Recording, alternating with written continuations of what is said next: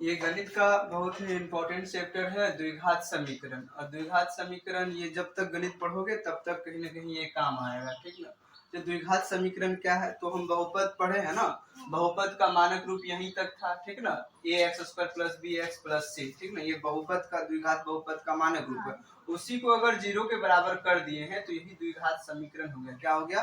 द्विघात बहुपद को ही अगर जीरो के बराबर कर दे तो ही क्या हो जाता है? द्विघात समीकरण। तो यहाँ मानक रूप लिखे A X square plus B X plus C. A क्या है? तो एक्स स्क्वायर का गुणांक, बी क्या है? तो एक्स का गुणांक, और सी क्या है? अचर पद, यानी कि जो अकेले रहता है वो है, ठीक। तो इनका हम शून्यक या मूल या रूट निकालना है। तो तीनों का बात एक ही है, रूट बोलो या मूल बोलो या शून्यक बोलो। शून्यक का मतलब वह है एक्स का वह मान जो इस पूरे को जीरो के बराबर कर दे, ठीक ना। एक हम क्वेश्चन लेते हैं, जैसे है x square minus 3x minus 10, ये द्विघात समीकरण हो गया, ठीक है। अभी तक द्विघात बहुपद था, इसको समीकरण करेंगे तो बराबर जीरो कर दिए। तो इसका अगर कहेगा शून्यक निकालने, तो शून्यक का मतलब यह होता है, या मूल का रूट का मतलब ये होता है एक्स का वह मान जो इस पूरे को क्या कर दे? जीरो के बराबर कर दे। तो वह मान क्या कहलाएगा? शून्य कहलाएगा। हम पिछला चैप्टर में ये सब चीज डिटेल से समझाए हैं, ठीक है ना। तो शून्यक निकालने का 3 गो विधि है। X square minus 3x minus 10 था, ठीक ना। शून्यक निकालने का 3 विधि, एक है गुणनखंड विधि, दूसरा फॉर्मूला विधि, तीसरा है पूर्ण वर्ग विधि। हम तीनों विधि से एक एक करके शून्यक निकालते हैं। तो शून्यक का मतलब फिर से समझ लो, वह मान x का वह मान जो इस पूरे समीकरण को जीरो के बराबर कर दे, वह क्या कहलाता है? शून्यक कहलाता है, ठीक ना। तो हम चलते हैं पहला गुणनखंड विधि देखते हैं, जो कि हम पिछले चैप्टर में इसको हम पढ़े भी थे। फिर से एक बार देख लेते हैं। गुणनखंड विधि में क्या करना पड़ता? इनके साथ जो रहता है, इनके साथ तो कुछ नहीं, यहाँ जो रहता है और उनको इनसे सी से करते हुए, यहाँ जो रहता है उसको ए बोलते हैं और यहाँ जो है उसको सी बोलते हैं, ठीक ना। तो ए गुना सी करते हैं, ए तो यहाँ कुछ नहीं है, सी क्या है? 10 है, ठीक ना। तो ए गुना सी करेंगे 10। अब इसका आभाज्य गुणनखंड निकालेंगे। क्या निकालेंगे? 2 से लगाओ 5। तो अब तो नहीं कटेगा, बस 5 से एक बार में लग गया। तो 2 और 5 आया है, 2 और 5 से भी -3 लाना है। क्या लाना? -3। क्या करेंगे? इनको माइनस में रखेंगे, इसको प्लस में रखेंगे, तो -3 आ गया। अच्छा, -3 के साथ x भी है, तो यहाँ भी x लगा दो, यहाँ भी, तो यहाँ भी लग जाएगा x, यानी कि -3 के बदले ये लिखेंगे। तो हम आभाज्य गुणनखंड कर लिए, ठीक ना। इसी विधि से जब हम बनाएंगे इस तरह से, तो वही विधि कहलाएगा गुणनखंड विधि। चलो हम इसको हम सॉल्व करते हैं। तो एक्स स्क्वायर माइनस 3x के जगह क्या लिखेंगे? अब इसके जगह ये लिखेंगे, ठीक ना। प्लस का 2x माइनस का 5x, और यहाँ क्या है? -10 बराबर 0, ठीक। अब हम क्या करेंगे? कॉमन लेंगे। यहाँ और यहाँ अगर देखें तो x दोनों में तो x कॉमन आ गया, तो यहाँ बचे x प्लस 2। ये चिन्ह देखो, यहाँ का चिन्ह और यहाँ का चिन्ह अलग अलग, यहाँ ध्यान समझो, ये चिन्ह प्लस और यहाँ का चिन्ह क्या है? माइनस है। यहाँ और यहाँ का चिन्ह अगर अलग अलग रहे तो हम माइनस लेंगे कॉमन। चिन्ह में क्या लेंगे? कॉमन। माइनस लेंगे कॉमन। माइनस तो ले लिए कॉमन। अब इन दोनों में से क्या आएगा कॉमन? 5 यहाँ भी और 5 यहाँ भी, 5 दूनी 10, 5 है यहाँ। अगर -5 ले लिए कॉमन तो यहाँ x बचा, माइनस तो इसका भी आया कॉमन, तो यहाँ प्लस, और 5 आ गया तो 2 बराबर 0। इस प्रकार देख रहे हैं ये दोनों डब्बा क्या है? सेम है। तो इसको एक साथ लिखेंगे, जो डिब्बा के बाहर है उसको अंदर लिख देंगे, बराबर 0। एक बार इनको उस साइड भेजेंगे तो एक बार उनको, तो उनको अगर भेजेंगे तो x प्लस 2 बराबर 0, वही अगर इनको ही भेजेंगे तो x माइनस 5 बराबर 0। यहाँ से x बराबर आ गया -2, यहाँ से x बराबर आ गया प्लस का 5 यानी 5। तो एक अल्फा हो गया, ठीक ना। एक को अल्फा मान लेते हैं, एक को बीटा। तो ये 2 गो शून्य आ गया। अच्छा, द्विघात समीकरण में 2 गो शून्य क्यों आया? क्योंकि घात जितना होता उतना ही शून्य। अगर त्रिघात समीकरण रहता तो 3 शून्य का आता, तो 2 गो शून्य का आता, तो एक को हम अल्फा मानते हैं, दूसरा को बीटा। अच्छा, शून्य का मतलब क्या हुआ कि इस पूरे समीकरण को 0 के बराबर कर देगा। चलो हम चेक भी कर लेते हैं। एक शून्य था -2, ठीक ना। समीकरण मेरा ये था। अब हम क्या करते हैं, एक इस शून्य यानी कि x के जगह -2 रखते हैं। x के जगह -2 का स्क्वायर करो, फिर यहाँ -3, यहाँ -2 रखो, फिर माइनस। अब देखते हैं ये माइनस गुना माइनस प्लस 2 गुना 2 4, ये 4 हो गया, और ये माइनस माइनस प्लस 6 हो गया, ये -10। यहाँ देखो 10 - 10 क्या आ गया, 0 आ गया। तो यानी शून्य उनको कहते हैं, यानी x का वह मान जो इस पूरे को बराबर, देखो x का जो मान था ये था, इस पूरे को क्या कर दे 0। हम 5 भी रखेंगे तो पूरे को 0 कर दे। यहाँ देख लो 5 को भी रख करके x² - 3x - 10 0 कर देगा तो बोल देंगे शून्य है। तो x की जगह 5 रखेंगे तो 25 हो जाएगा, -3 गुना 5 - 10। यहाँ देखो 25 हो गया, ये -15, ये -10, तो ये माइनस का 25, ये प्लस का 25, तो 0 हो गया। तो अर्थात शून्य का मतलब वह होता है x का वह मान जो उस पूरे समीकरण को क्या कर दे, 0 कर दे। ये हमारा कौन सा था विधि, गुणनखंड विधि था। अब हम दूसरा चलते हैं फॉर्मूला विधि से।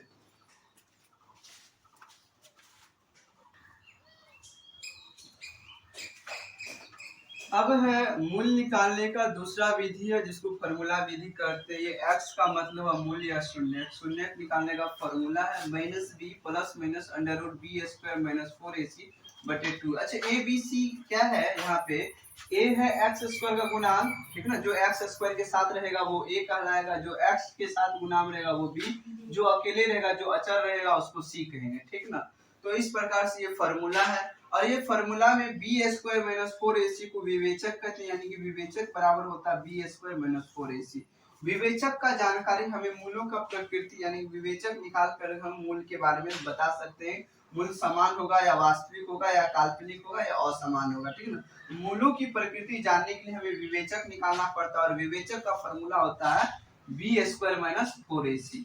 अगर विवेचक यानी कि d अगर 0 आ गया तो हम कहेंगे मूल समान है, यानी आंसर जो आएगा, मूल जो आएगा ना, अल्फा बीटा आता दो अलग अलग, तो वो अलग अलग नहीं आ करके अल्फा भी सेम आएगा और बीटा भी सेम आएगा। मान लो अल्फा बीटा बराबर 5 आ गए, अल्फा भी सेम और बीटा भी सेम। अगर हाँ तो आ रहा है तो वास्तविक है। अगर डी अगर 0 से बड़ा हो गया तो असमान है, यानी अल्फा भी अलग आएगा और बीटा भी क्या आएगा, अलग आएगा, और वो भी वास्तविक कहलाएगा। अगर 0 से छोटा हो गया, यानी 0 छोटा यानी कि माइनस में आ गया, तो भी सोचो अगर ये इसमें रूट में अगर माइनस में आ गया तो इसका मतलब हम एक इसको और भी लिख सकते हैं। अगर d माइनस में आ रहा है, 0 से छोटा रहा, तो ये काल्पनिक हो गया, और काल्पनिक संख्या के साथ कुछ भी जुटेगा घटेगा तो वो टोटल का टोटल क्या हो जाएगा, काल्पनिक। तो अगर d 0 से छोटा आ रहा तो फिर मूल का अस्तित्व नहीं होगा, यानी मूल आएगा नहीं, वो काल्पनिक हो जाएगा। हम एक क्वेश्चन लेते हैं और इस विधि से बनाएंगे, फॉर्मूला विधि से, और मूलों का प्रकृति भी ज्ञात करेंगे, ठीक। एक क्वेश्चन है 2x² - 7x + 3 = 0। तो यहाँ पे ए बी सी पहले देख लेते हैं। ए क्या हो जाएगा, जो x² के साथ है गुना, बी क्या हो जाएगा, जो x के साथ, बी क्या है -7x के साथ, और सी क्या है 3 है, ठीक। तो हमें ये पहले मूल का प्रकृति निकालने के लिए डी निकाल लेते हैं, और डी बराबर फॉर्मूला होता है b² - 4ac, ठीक। तो b² करेंगे तो किसका स्क्वायर करेंगे, -7 का स्क्वायर करेंगे, फिर फॉर्मूला का -4, a की जगह 2, c की जगह 3, तो ये हो जाएगा 49, ठीक।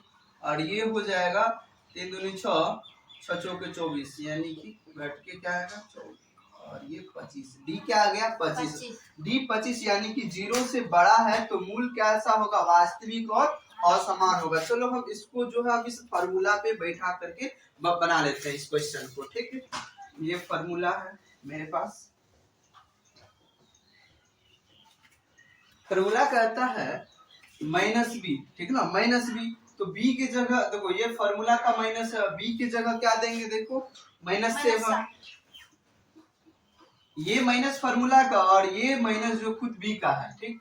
फिर प्लस माइनस √b² - 4ac, अभी अभी क्या आया, b² - 4ac क्या आया 25। तो हम डायरेक्ट यहाँ d का मान लिख दें, यानी कि 25 लिख दिए, ठीक। बटे 2a, 2 की जगह 2, a की जगह क्या देंगे 2 देंगे, ठीक। तो यहाँ देखो माइनस माइनस प्लस, 7 प्लस में प्लस माइनस अच्छा रूट के बाहर जो भी आता है ना वो प्लस और माइनस ठीक ना लग जाता है। तो यहाँ रूट के बाहर आएगा तो ये 5 और नीचे में 4। इसका मतलब हुआ इस प्लस माइनस का मतलब एक बार 5 जुटेगा एक बार 5 घटेगा ठीक ना। तो हम 7 में से 5 जोड़ेंगे बटे 4। दूसरा में क्या करेंगे 7 में से 5 को घटाएंगे बटे 4। तो यहाँ 2/4 आएगा और यहाँ आएगा 12/4। तो एक को अल्फा मान लो, अल्फा क्या आ जाएगा 3, यहाँ बीटा क्या आ जाएगा 1/2। तो यहाँ भी हम बोल दिए थे कि डी जो है 0 से बड़ा आ रहा है तो मूल क्या होगा असमान होगा। मूल असमान आ रहा है कि नहीं आ रहा है ठीक। तो ये रहा फार्मूला विधि से। फार्मूला विधि से हम पहले डी निकाल लेंगे और डी निकालने से हमें मूल का प्रकृति मालूम चल जाता है। फिर जाकर के हम फार्मूला में बैठा देंगे हमें मूल भी आ जाता है ठीक। ये दो गो विधि देख लिए, एक गुणनखंड विधि, दूसरा कौन सा विधि फार्मूला विधि। अब सबसे इम्पोर्टेंट जो है पूर्ण वर्ग विधि ठीक ना। सबसे आसान है, बहुत आसान है, इसको हम देख लेते हैं तुरंत 5 मिनट में हो जाएगा। तो ये रहा फार्मूला विधि। अब देखते हैं पूर्ण वर्ग विधि।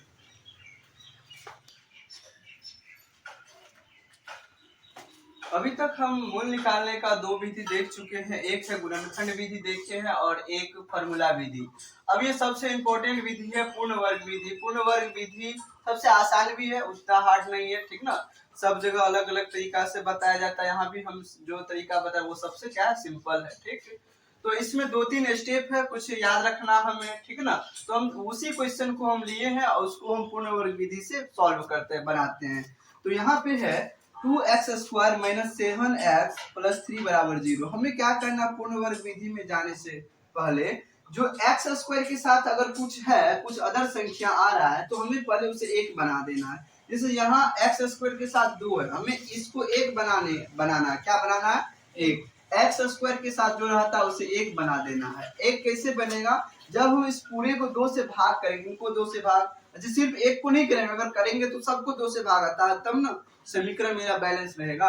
इनको हम 2 से भाग दे देंगे, इनको हम 2 से भाग देंगे तो यहाँ क्या बच जाएगा x²। क्या बच जाएगा, यहाँ अगर 2 से भाग दे तो 7/2x हो जाएगा। यहाँ क्या हो गया 3/2। इनको भी अगर 2 से भाग दे तो ये 0 ही रहेगा ठीक। पहला स्टेप मेरा हो गया कि x² के साथ जो भी है उसे जो है 1 बना देना। तो 1 बना दिया यानी कि जो भी रहता है उसी के साथ भागा दे देते हैं, 1 बन जाता। अगर यहाँ 5 रहता तो सब में 5 से भागा दे देते तो यहाँ 1 बन जाता। अगर यहाँ माइनस का 2 रहता तो माइनस का 2 से भाग देते ठीक। अब दूसरा चरण क्या कहता है कि x का गुणांक क्या ये है ठीक ना। इसको हम क्या करेंगे, एक बार सॉरी x का गुणांक को 2 से पहले भाग देंगे ठीक है। पहले लिखो ये, इनको हम क्या करेंगे 2 से भाग देंगे तो 7/2 को फिर 2 से भाग दें तो 7/4 आ जाएगा ठीक। इसका स्क्वायर को एक बार क्या करना जोड़ना है और इसी के स्क्वायर को एक बार घटाना है। अच्छा क्यों एक बार जोड़ रहे हैं, क्यों एक बार घटा रहे हैं, क्योंकि देखो अगर हम समीकरण में सिर्फ जोड़ देते तो ये फर्क आ जाता। मान लो कि किसी को 10 रुपया दिए फिर उससे छीन करके 10 रुपया ले लिए तो कोई उतना ही पैसा उसके पास है, मेरे पास वही है। उसी प्रकार हम क्या किए, जो x के साथ जो था गुना में उसको हम 2 से भाग दे करके उसका स्क्वायर को एक बार जोड़े और एक बार घटाएं, उसके बाद क्या है 3/2 बराबर 0। अब ऐसा करने से ये जो है पूर्ण वर्ग बन गया ठीक ना। a + 1 होता है a + b का whole square, a² + 2ab + b² और एक होता है a - b का होल स्क्वायर बराबर a² - 2ab + b² ठीक ना। ये जो है ना इस प्रकार टूट गया a - b का होल स्क्वायर। अच्छा इसको जो है और भी डिटेल में, पर उतना डिटेल में नहीं समझना, बस जानना है ये जो है हमें किस पे टूट गया है a - b का होल स्क्वायर पे ठीक ना। तो यहाँ a की जगह क्या हो जाएगा x और b की जगह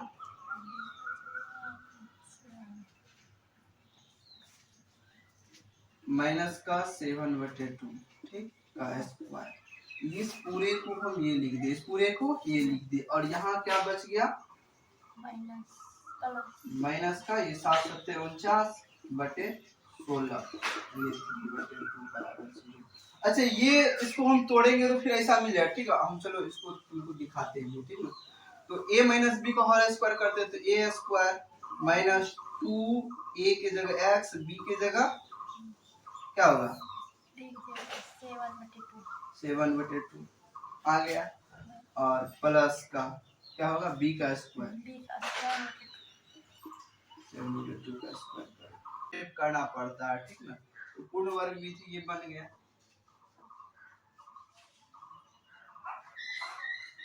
अब इन्हें क्या करना है, x माइनस 7/4 को ही रखना है और इन दोनों को उधर भेजना है। तो 49/16 ये क्योंकि माइनस था तो इधर प्लस में आ गया, और ये प्लस में है तो इधर क्या हो जाएगा माइनस में। तो ये 16 आया 49,